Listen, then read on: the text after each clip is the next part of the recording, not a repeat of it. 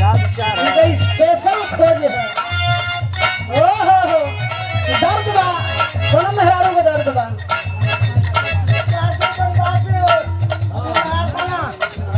काशी बनवासी नलवा थाना से प्रणाम बा।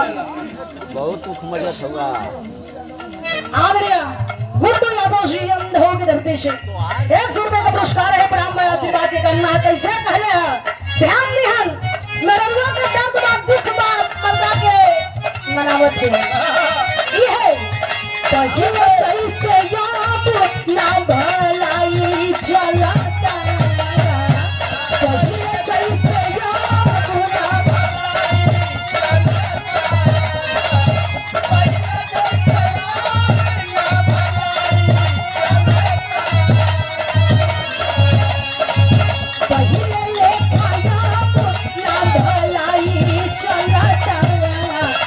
सूती के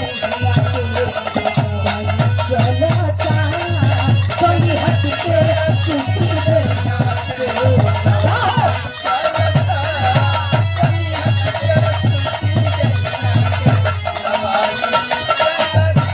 और कहां बा ए रमेश पन्ना मत पलटिए पन्ना पलटिएगा घर पे। इधर देखिए क्या देखा मैंने प्रधान जी भेज में नजर गड़ाई के देख रहे वाले अच्छा लगे था कनेक्शन लेके जाइए। आ तोहनी को ना राजा ढूंढा हाई चला तोहनी को ना राजा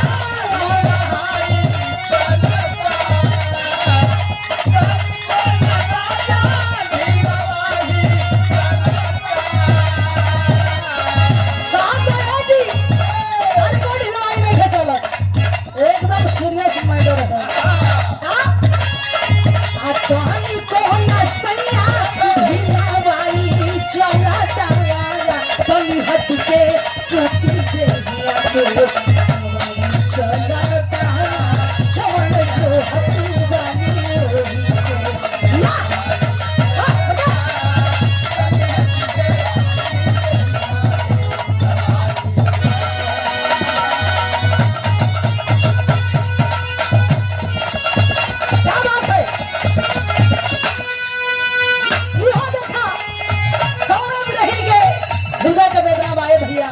अपना सैया जी का रोक रहल बारी करवा के बहरा ना जाए दे कहले है का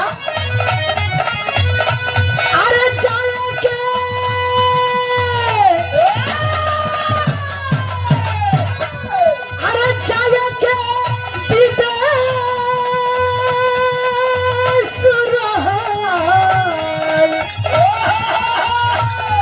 अरे जाए के विदेश रहल जाए के विदेश काहे कैया सदिया हो दरदिया किया हो दरदिया कि हमारा उठेला हो राजा जी